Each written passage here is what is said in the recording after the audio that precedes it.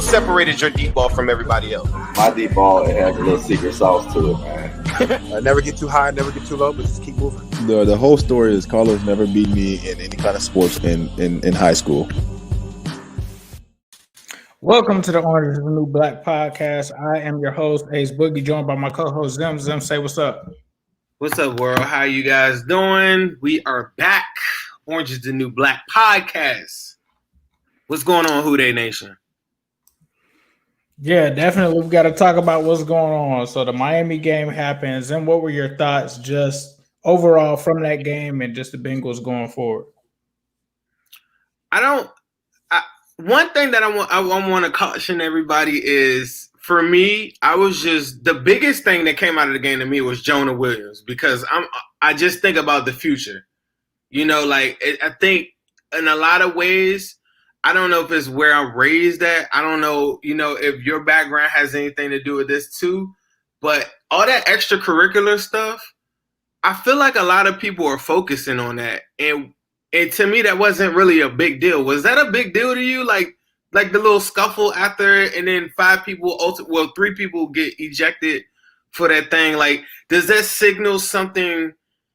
I feel like that's a lack of, okay, like, I feel like if they could have had Belichick or something like that, a scuffle like that could happen. But I think fans out of frustration are just looking for a way to point at somebody and say they've lost control and Zach Taylor didn't have a locker room. Although that may be the case, I could see a situation getting ugly like that with the most disciplined team in the NFL. If somebody is hitting one of my guys, I'm going to respond, and that's just what it is. There's a large group of demographics of people that are like responding to that, or they're using that as the conversation piece after the game is like, they've just lost it, and look at these guys. And like, I'm more upset at the 5 guys on the offensive line that were sitting on the bench while everybody was brawling, because those are the guys that aren't representing brotherhood. Now, I say brotherhood. People online or Twitter, I'm looking at it, they're like, calling it ghetto or whatever. I don't know what they're calling it, but to me, some guys got into it, and I know I got off a little subject because that was just grinding me up like for the last 10 minutes. Like, I just see a lot of that, like where people on Twitter saying, like, oh, they're out of control and stuff. Like, no, I feel like they got into a little scuffle after the play, taking up for one of their guys, and it is what it is. Like, the focus is on the football game for me, and they look really. I think to me it really was more so about the frustrations boiling over on this season. I think that had a lot to really do with it. I think like one thing that I'm not saying that this parallels with it, but like you look at the AJ Green and Jalen Ramsey fight, right? It wasn't really more so about what Jalen Ramsey said to AJ, and I think some of it was, but I think it was just the fact that it was such a frustrating part that something like that can set you off, right? Like, if you're 2 and you've only won 2 games this season, and somebody on the other team that normally talks trash is like, you guys are trash, it's going to kind of set you off. I do have to agree with people that feel like the coaching staff is at fault for not being able to handle certain aspects, but it just kind of just showed that Zach Taylor isn't in control of this team. And I think it was telling, like you said, the guys that weren't on the field, everyone from the Miami Dolphins, the coach included, came onto the field during that thing. Now, right. The one thing, though, that I do think for me, like if I was on the other side of that play, and I think if we all were on the other team and the Steelers did that to us, I think we would feel like that was dirty, the second shot. Like, for it to happen twice like that, like if that were to happen to our own player and it was the Steelers that did that, I think we would all be like, nah, like I would be ready to fight and stuff like that too. I'm sorry because you know what this remind me of? Remember last year when the Myles Garrett situation happened? He hit Rudolph or whatever, right?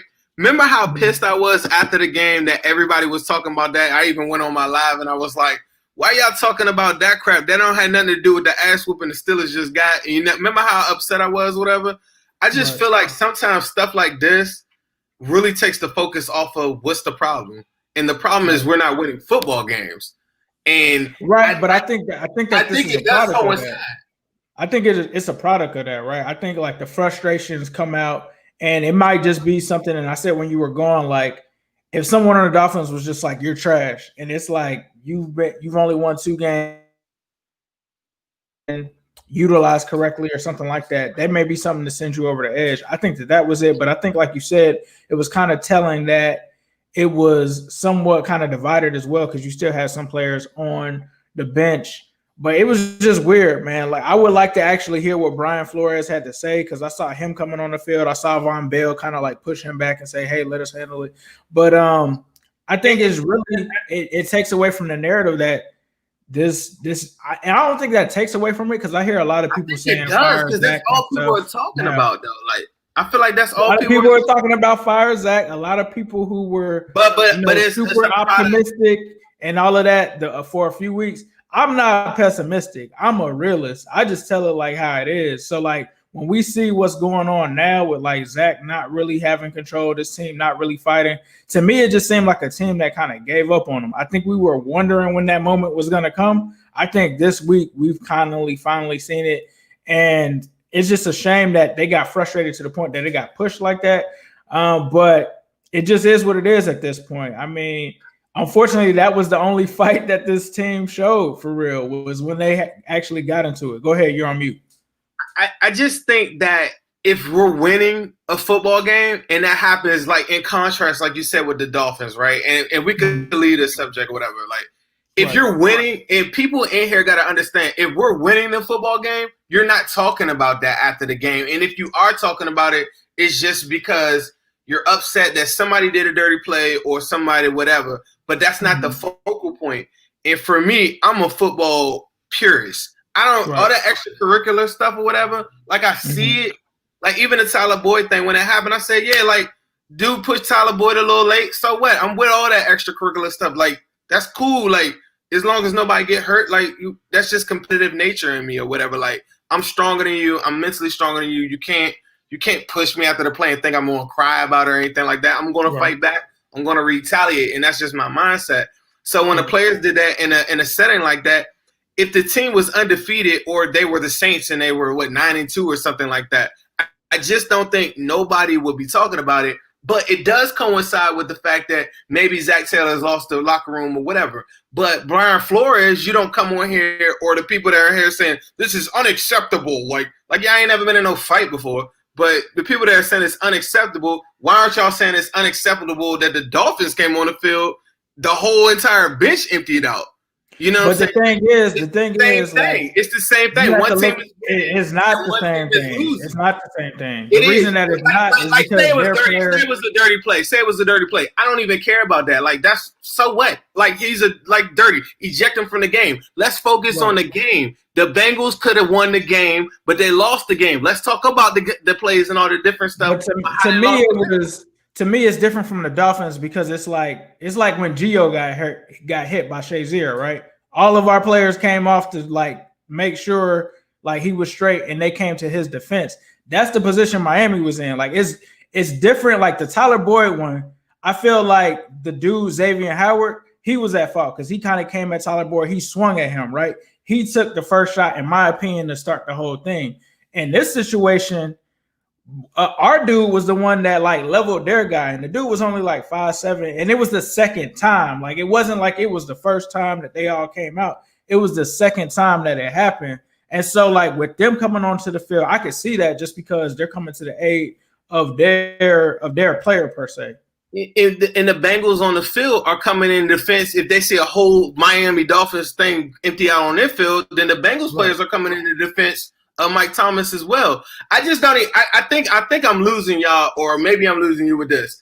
I just don't even see how it has any. To me, it doesn't have anything to do with the game because if we're winning the game, who cares? Like you know what I'm saying. We could talk about who's dirty, who's not, whatever. Like, but if we're winning the game, you would say, oh, they're coming to the aid of the players. But since we're losing the game, oh, it's unacceptable. Da da da da.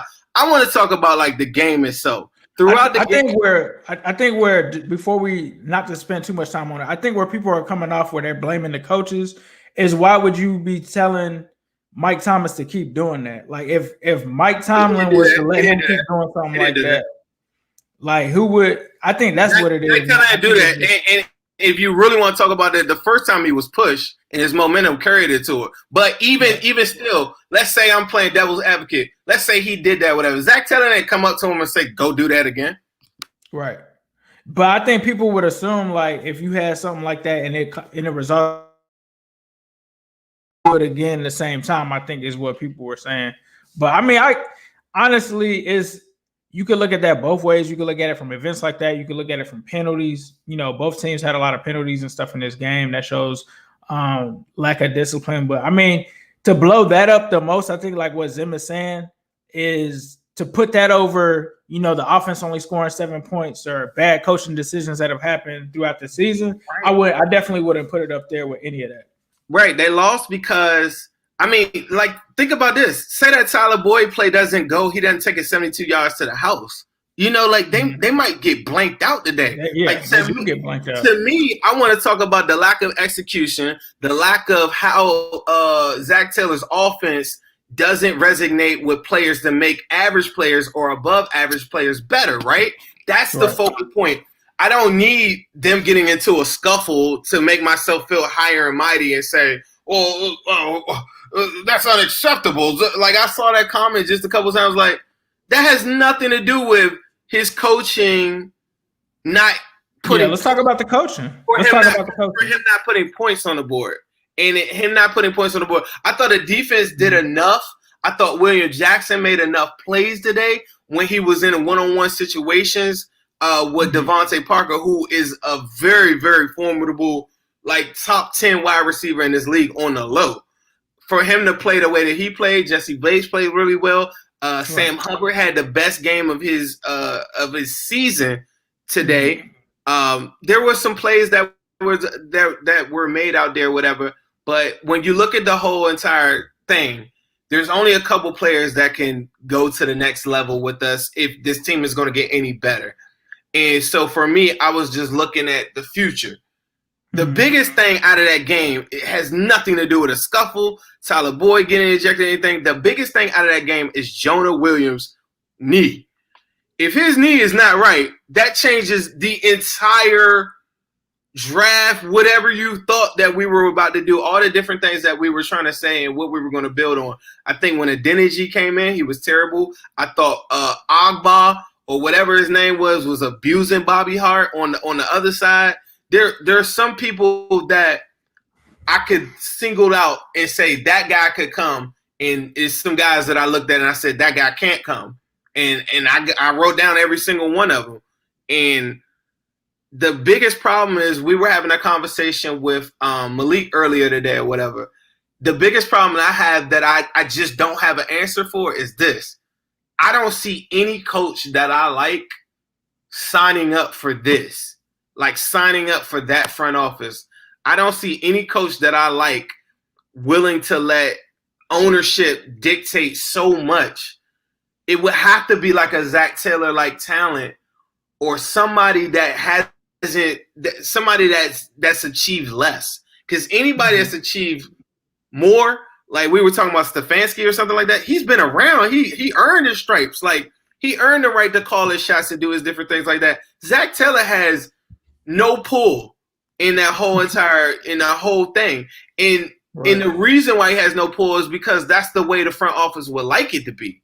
And I just don't think any of the coaches that we throw around, the names that we throw around, that's my biggest problem as I was watching the game, I'm just like, what coach is going to sign up for this? There's a lot of players that they could keep. There's so much building that needs to be done. Like, even in a game that was close, why do we feel like, without Joe Burrow, I felt like we were down 14 and we were up. Like, that's how weird that team is. I felt like we were down and we were up by it was like 7-3 or 7-6 or something like that. And I almost feel like we were playing from behind because they lack so many things that it takes to win football games. And that was my biggest takeaway, I think, from this game. It's like, you can get mad at different things that you didn't like. You can get mad at a stupid scuffle that nobody's going to remember next week. But ultimately, people look at the score and they look at records. And our record is terrible. the team plays very, very terrible together with a lot of talented players, and that's a big problem. I mean, it's a huge problem. I think we saw that today with the Giants and the Seahawks. There's no excuses. The Giants came in with Colt McCoy and beat the Seahawks today. When I talk about getting Duke Tobin out of here, that's why I said it. Like, it's not just a Zach Taylor issue. Obviously, Zach is part of the issue, but Duke Tobin has been a person that has kind of signed off on Zach being the coach, kind of sold ownership on that.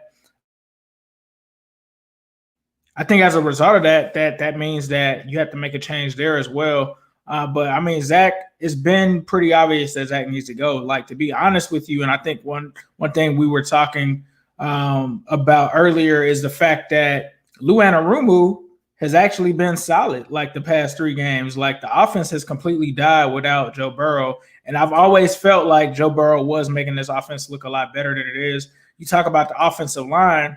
I've talked about Jim Turner for most of the season. They started to improve, and I think most of that may have actually been due to Joe Burrow. And now this stuff is crumbling, and these were moves that the front office signed off on in terms of the personnel. This is something that the coaches wanted, and I think we're just seeing the disaster that it is. This offensive line problem, I keep saying it, it's not a new problem. It's been since 2016. This isn't something that's just like, oh, what are we going to do about it?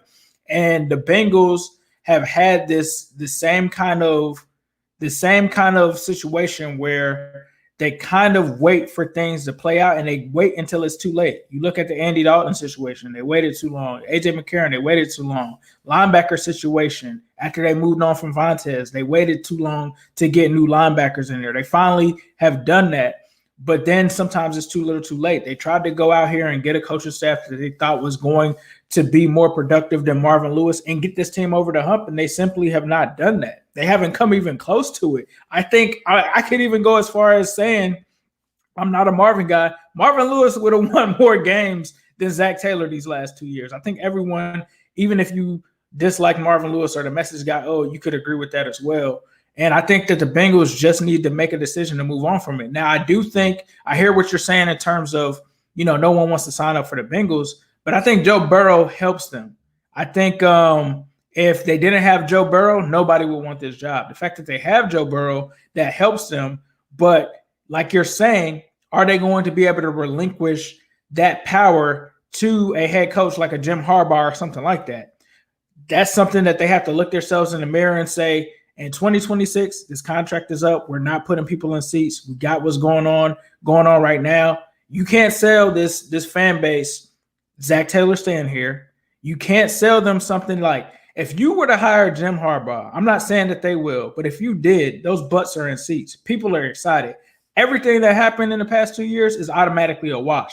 If you hire Eric Bieniemy, it's probably the same thing. Whoever you bring in, it has to be somebody that's well respected, that people feel like has a resume, has a background, has a plan that will work, a plan that has been proven to work in the NFL. I think that's how you get people to buy back into it. I don't see it working with Zach Taylor. That's just my personal thing. I don't see that working. Even if he's to get rid of Jim Turner and all of that, it's still the same bad culture. It's still the same bad taste in Bengals fans' mouth.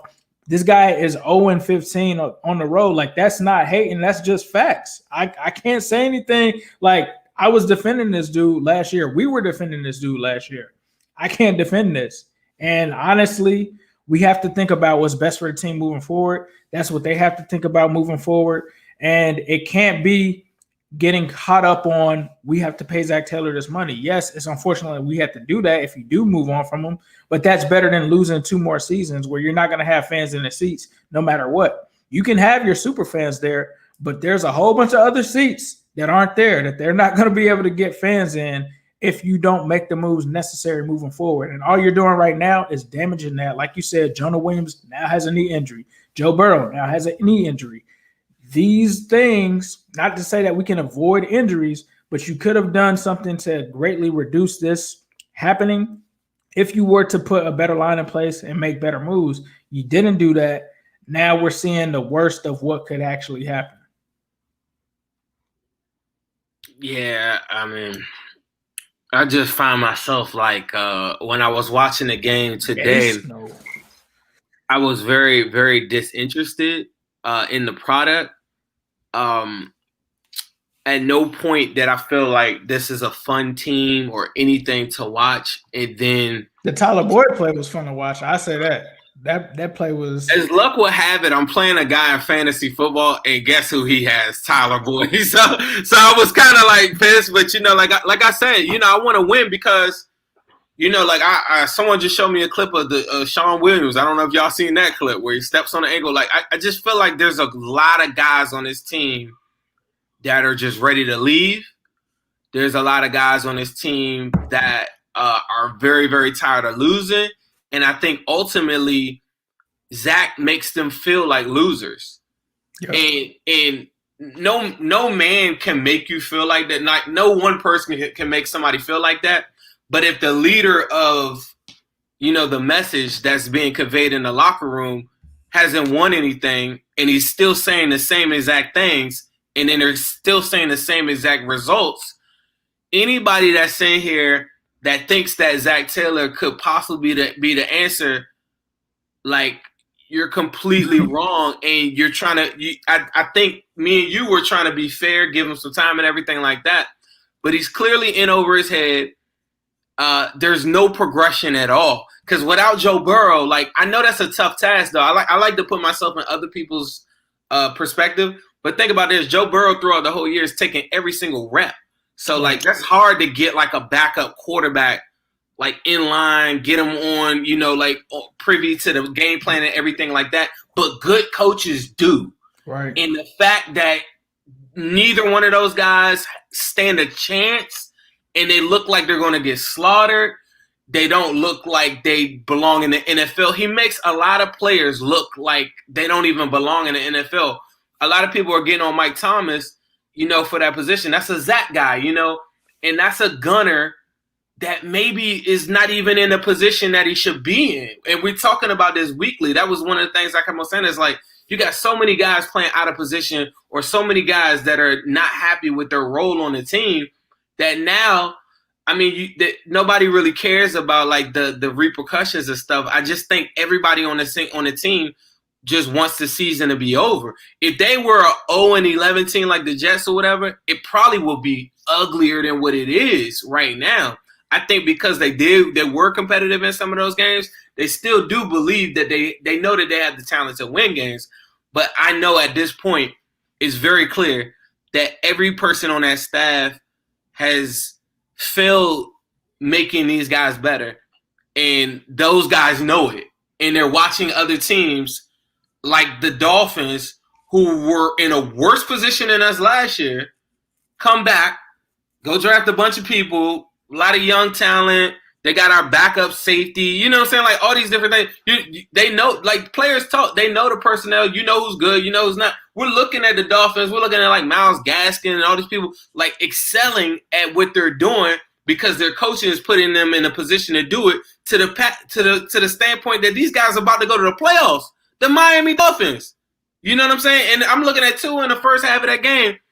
Tua is going to be a good pro, but he's nothing like Joe Burrow. Like, that is, like, he's not even close. Like, he couldn't sniff Joe Burrow's jockstrap, and that was very clear in the first half. The second half, he played really well, but even still, it's just a difference in the command of a team and everything like that. And I'm not being a homer by saying that Joe Burrow just does so much for the team.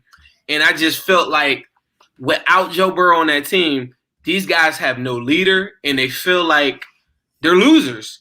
And the only way to correct that is to instill new hope.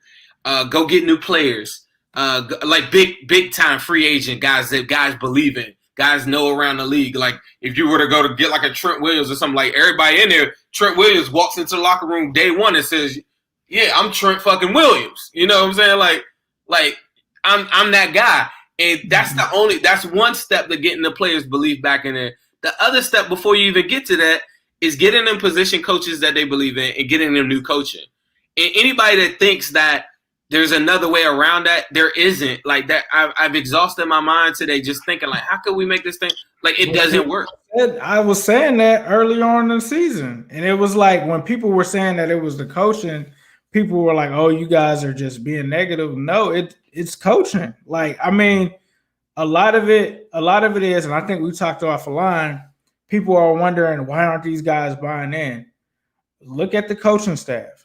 Look at their experience. You can use Wikipedia. Look at their experience. Then think about what coaches were on this staff during the Marvin Lewis era. First of all, Marvin Lewis took the Ravens to a Super Bowl. Coach Ray Lewis, Coach Ed Reed, Hartwell, like he's got skins in it. Like people know who he is.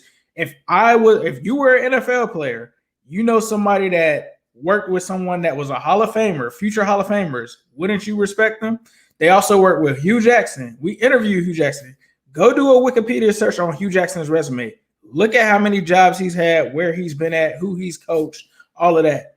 Vance Joseph, the defensive coordinator right now for the Cardinals. They loved him when he was here. Superstar coach. He was a head coach at one point.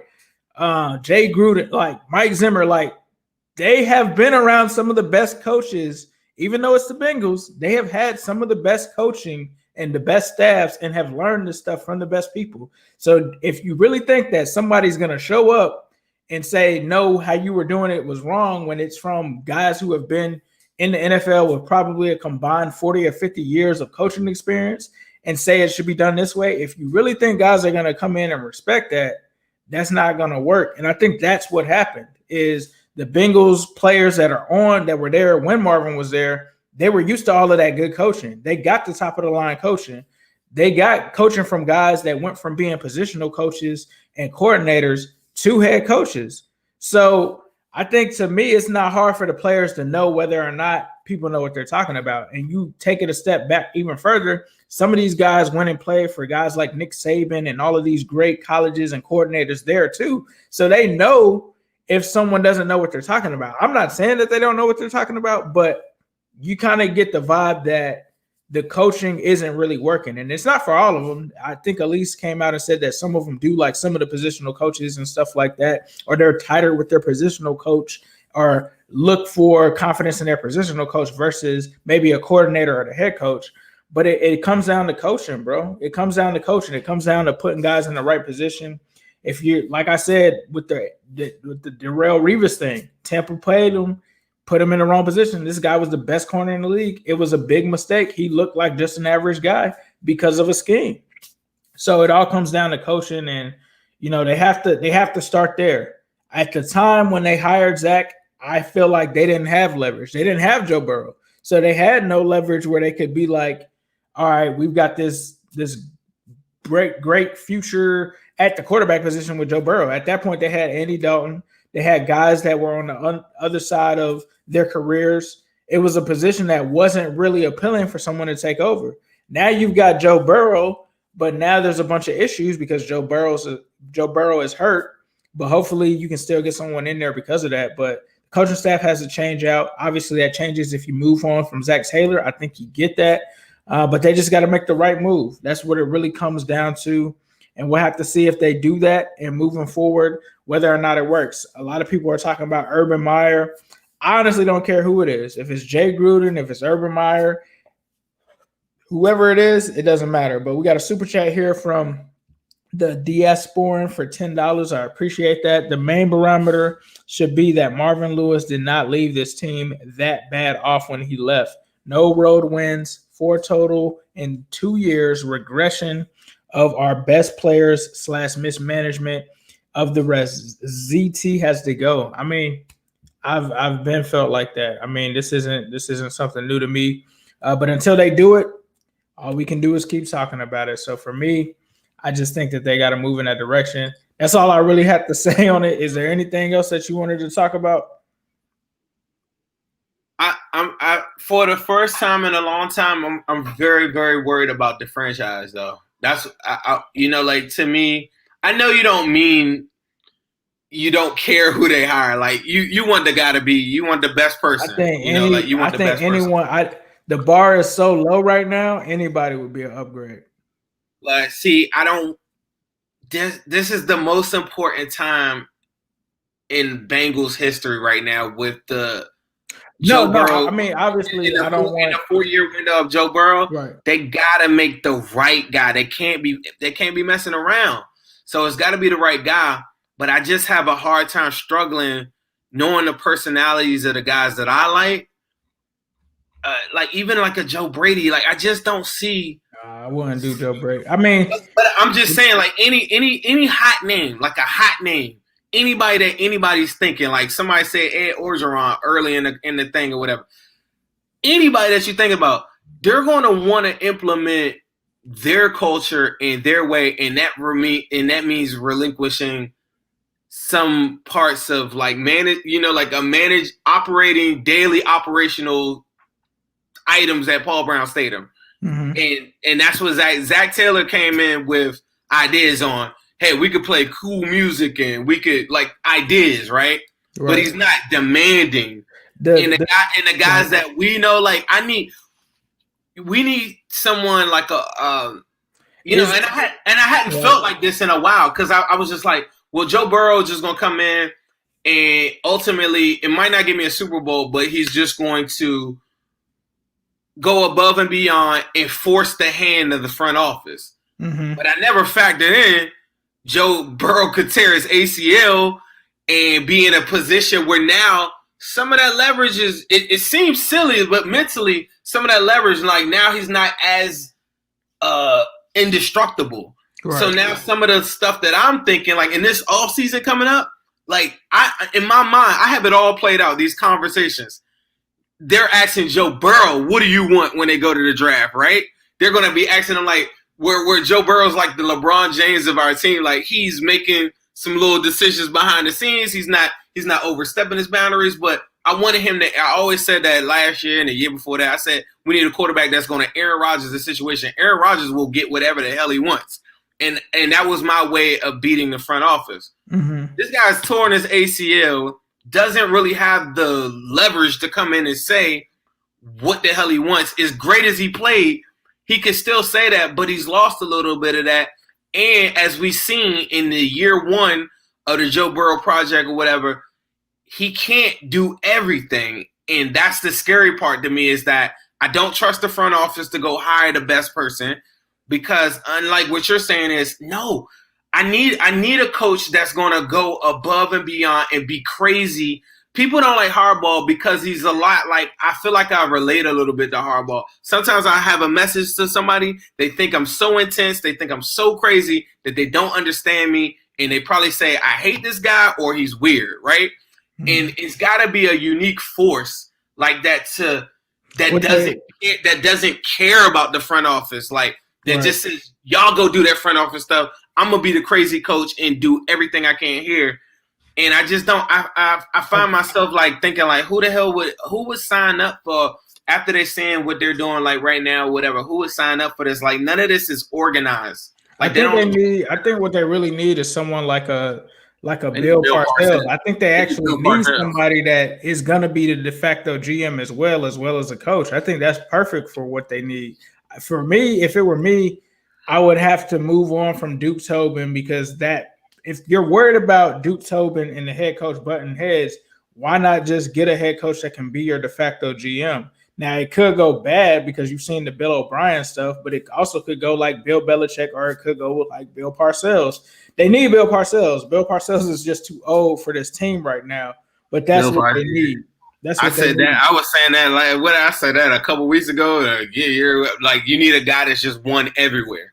Got another super chat here from Anthony Taylor. He asks, hold on here. I just got it. He says, how about Lincoln Riley? Since the season is done, can you guys give out your 2021 7th-round draft needs? I'm going to say about Lincoln Riley, I think it's similar to like a Zach Taylor kind of thing. I wouldn't mind taking him because I think that he's shown that he can work with several different quarterbacks. I wouldn't mind taking that chance. Because you see what's happening with Cliff Kingsbury. I think that it would be great for Joe Burrow. Like a Zach Taylor type of thing. What do you mean by that? Like a young guy, but Lincoln Riley has actually been a head coach before, so I can't say that. Big difference. Lincoln Riley, I wouldn't be opposed to. And for me, I would say draft needs are offensive tackle, offensive guard, tight end, corner, defensive line, interior. Like the edge rusher. What could they? Somebody asked me that. What could they not draft, bro? I don't know. There's not a position they need to draft a kicker. You didn't even say wide receiver. I don't think they need a wide receiver. Like I think it would be crazy. Nah, I don't think they need a wide receiver. So you watching that game today? Tight end. You watching Drew Sample and saying I like Drew Sample and Mason Shrek compared to our wide receivers. At least I have Tyler Boyd and T. Higgins. I have literally none of that at the offensive guard position, at the offensive tackle position, at the defensive tackle position. I'm watching Xavier Williams and Chris Covington at the wide, maybe at corner, maybe if William Jackson doesn't leave. If William Jackson leaves and Mackenzie Alexander leaves, I literally have nothing. So to me, wide receiver isn't that high for me compared to the other positions. If we're talking about it, I don't know if I would rank it that high, but the same is so crazy to me. John Ross was drafted in 2000. I would take a kicker before a receiver. John Ross was right. I would take a kicker before a receiver because that's another lingering issue that we kind of. You know what's so crazy? The guy that they should have got, Tyler Bass, that we kept on saying is having a pretty good year. Like I think he was drafted in the 5th round by the Bills or something. I watch him in my fantasy every week. But this is the point. When John Ross was drafted, when the front office felt like there was a point where you need somebody to stretch the field, right? And what was that, 5 years ago now, right?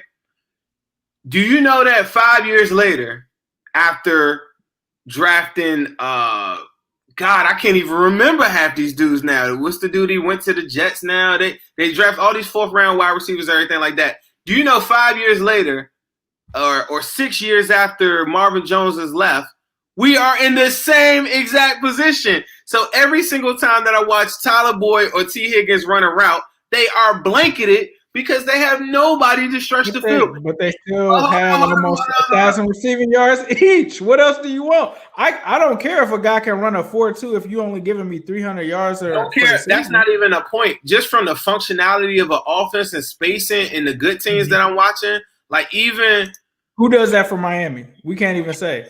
They don't have one. Devontae Parker. But he's a tall guy. He's not really a speed Grant is their speed guy to take the top off. Right. But everybody has one. We don't have one. But who can say that they have 2,000-yard receivers, though? But you're talking about an offense that's not even proficient. The good offenses in the NFL, like, can you win with Tyler Boyd? And I said, I don't know how high it is on the list. But Tyler Boyd is the only reason we scored a touchdown today. Like, if Tyler Boyd doesn't score that touchdown, we literally have 0. You're missing what I'm saying. I don't know. I get what you're saying. I get how you rank it or whatever. Right. I don't care about how you rank it. But but like the Ravens would love, like the Ravens have that. They have Hollywood Brown, right? But you know that the Ravens would give like their kidney. But they're missing a possession receiver. They're missing a trio. So that's what I'm saying. For if every year we just go into the draft and we say, aha, that's the position we need. We did that with linebacker. We did that with center the year before that. Every year we say, aha, we need.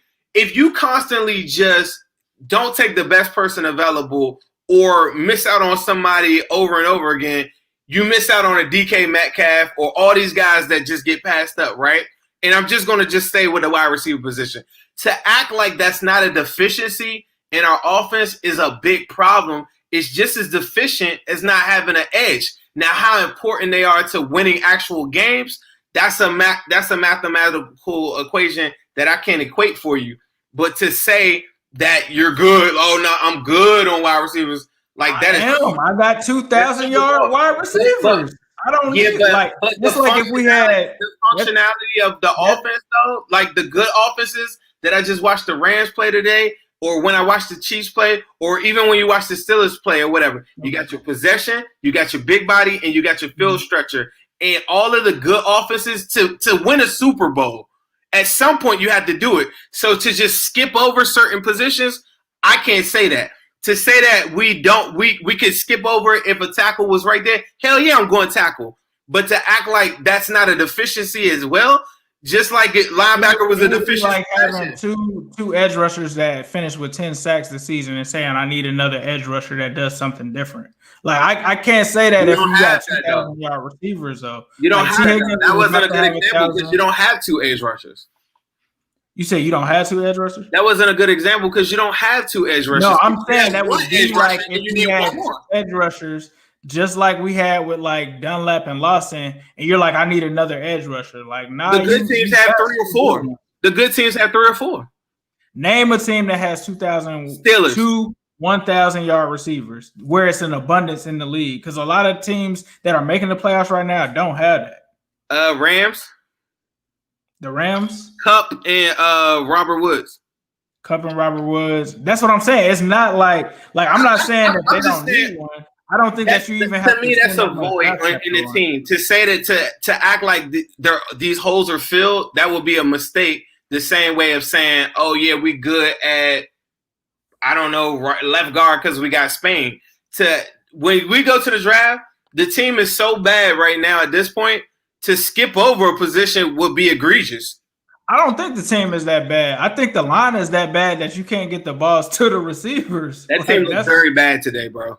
Like they don't look like they could even score any. They like without a average quarterback. Like Brandon Allen is okay on a good team, but on our team he looks terrible because the team doesn't play cohesively at any point or any facet of a game. To the point that if Tyler Boyd doesn't go house 72 yards, they don't even score 3 points. So for you to say like the team is not that bad, they don't play well together. I'll talk about the elephant in the room. Why are you getting Joe Burrow a burner when his deep ball isn't A1 like that? Like, what does a burner do for this defense if Joe Burrow's strength isn't even the deep ball? That's like saying Tom Brady should get Tyreek Hill. That's not what he does. If we had someone like Carson Wentz that's slinging it like that, then yeah, you need to get him a bomber or Pat Mahomes. That's the reason it works. Joe Burrow is not a bomber like that, though. He doesn't throw the deep ball like that. So, like, how does us inserting in a speedy receiver that doesn't align with what his strength is, which is the short to intermediate, help him? Because it's about the placement and how you fill in a football team. If the conversation is, do we get a wide receiver in the first round and you neglect getting a tackle or something like that, that's what a conversation where you have a legit force. But if you're sitting right there, 3rd round, 4th round, shit, I'd be looking at wide receiver 2nd round, honestly, because I feel like that is a void. But listen, when you say your complete thoughts, like, cool. So what I'm saying is that to act as though something is better than something else on this team is not cool to me, because there's no room on this team that can just be skipped. Like, if you're watching this team, they have talent all over the place, but cohesively they don't play well together. And is that a function of coaching? Maybe so. But if I got a room full of Justin Jeffersons and Tyler Boyds and all these other good wide receiver things, and I match that up with now filling in my offensive line and stuff like that, I think that might equate to more wins.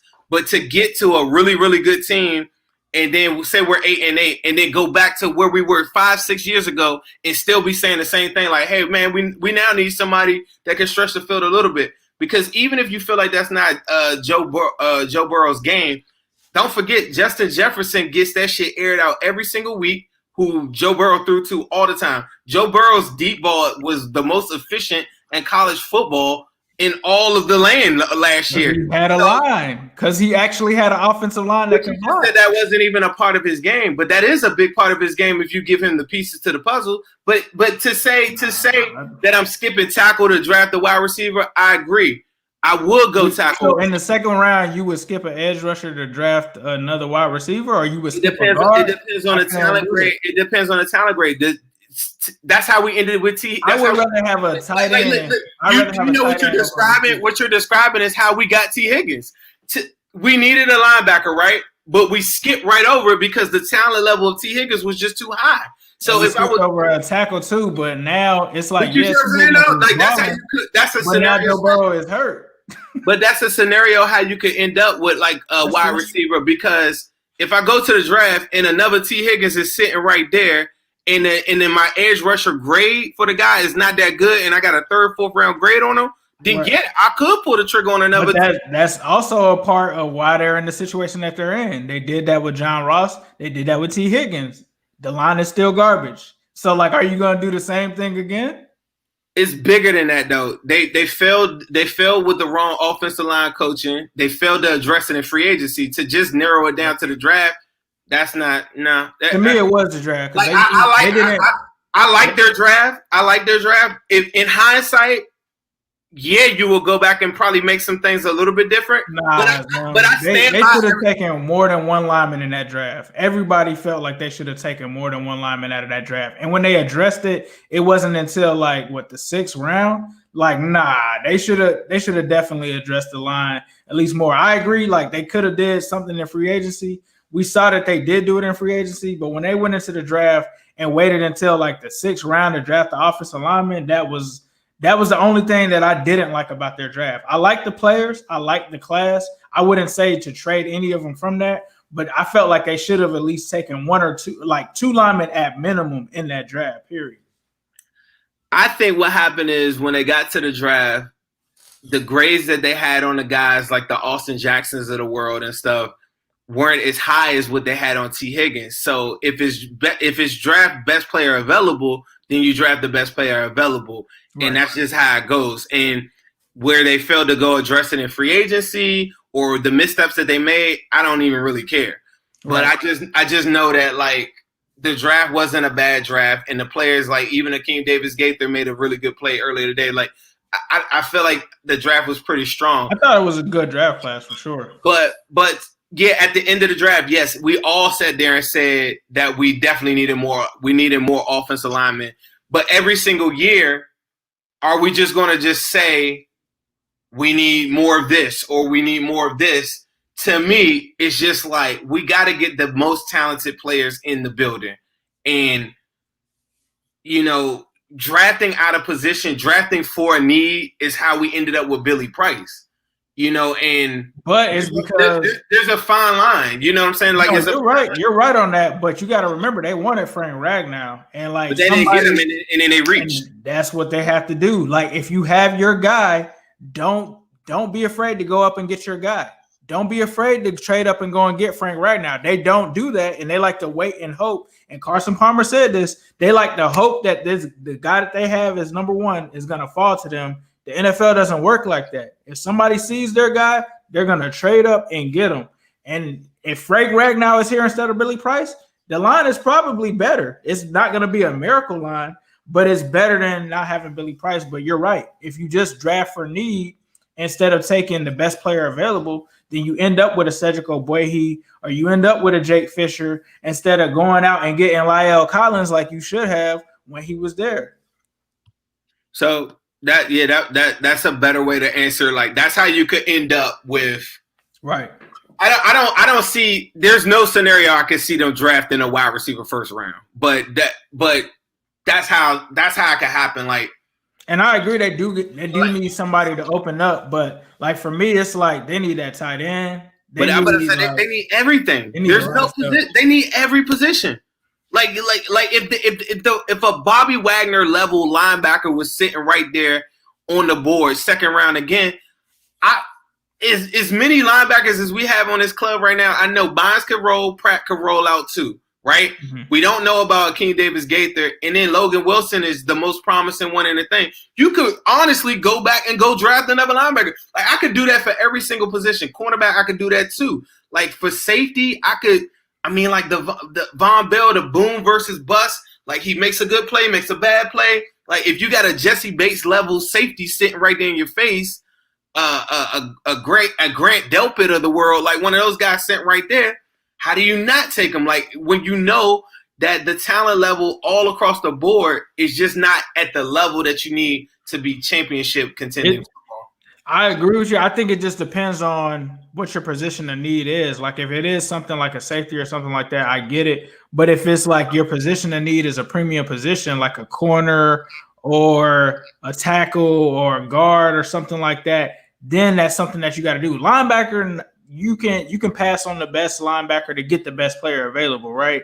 But I think when it's like a left tackle, the left tackles that you're going to get in round 1, let's say even round 2, are vastly different than the left tackles that you're going to get in round 4 if you take another player instead of that. Sure. So I think that's the only part where you get into trouble with that. But we went a little over than we were expecting to. But thank you guys for tuning in for the Orange is the New Black podcast. Obviously, this isn't over. We got a full offseason. I think Zimmer said this is the most important offseason that the Bengals will have in a long time. I definitely agree with him on that. Thank you guys for tuning in. We're going to get through this. We're going to talk through all the different scenarios that we could do. What wide receiver would be the best to add to this offense? What lineman we should get? What coaching staff should we do? We're going to discuss it all. So thank you guys for tuning in. This is the Orange is the New Black podcast. Zim, before we get out of here, was there anything that you wanted to say? Pray for Jonah's knee. Pray for Jonah's knee. Definitely prayers up for Jonah Williams. Hopefully he has a successful surgery and a great return. And man, it's a nightmare right now. I'm not gonna lie to you guys, it's a nightmare right now. That's a nightmare right now. I never thought I'd wake up to this. I never thought I'd wake up to Joe Burrow's knee. Like, you talk about the draft, like just going in, you wouldn't be in a position to draft in the best player available. You'd be going in the first 2 rounds and saying, I need a tackle, I need a guard, like no questions about it. You had to move up, do whatever you got to do. I'm just saying, even in a scenario, you don't get Penny. Like, that's a disaster. That is a disaster. I'm gonna tell you, I'm gonna give you 2 guys. I forget the guy's name for Notre Dame, but he hasn't given up a sack in 2 years. He's really, really good. I watched some highlights from him over the weekend, and then the guy for Alabama too. Check those 2 guys. They're both going. There's 4 tackles that's going to go in like the top 20 this year. Well, we better just take one of them. That's all. But Penny has they're saying, at 20 years old, yeah, like this dude, like, yeah. But there's some guys right now. I tell you right now, there's 4 guys that could go in the first round. They're saying maybe 6, but 4. And out of those 6, 4 of them would start for us right now.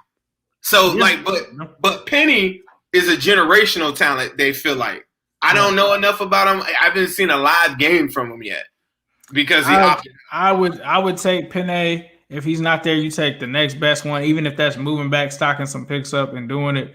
Do what you got to do. I think at this point, watching the Dolphins and just looking at how many holes are on this team. Their line look bad too. And how many guys are coming back from injured reserve on this team, it makes me want to stockpile like a lot of picks because it's too many question marks. The only guarantee is a guy that's coming off a damn ACL. Joe Burrow. That's your only guarantee. There's nothing else guaranteed on this team. And I think from what we heard, I think someone was saying that they talked to an actual surgeon. It doesn't sound like Joe Burrow is going to be ready for 2021, the start of the season. So you staring that down the face of the possibility as well too. So it's going to be a big offseason for the Bengals. I would not rush Joe back. I would want to keep him as healthy as possible. But yeah, we'll talk about that on the next episode. Someone asked, when is the next episode going to be? Wednesday night around 8 o'clock should be when that is. Please be sure that you turn on your notifications for Zim's YouTube channel, the Zim Who Day one. Turn it on for my one at New Stripe City. That way you always know when we go live. You'll get the notifications. You'll be able to see them. Also, follow us on Twitter at New Stripe City for me, at Zim Who Day for Zim. Also, be sure to follow Zim on Instagram at Zim_Who Day for his live streams of the game. You can follow me at New Stripe City. This is the Orange is the New Black podcast. We're going to get through it, and we're going to leave you guys with a Who Day. Happy belated birthday. Appreciate it, bro. Hello, world. What separated your deep ball from everybody else? My deep ball, it has a little secret sauce to it, man. Never get too high, never get too low, but just keep moving. The whole story is Carlos never beat me in any kind of sports, and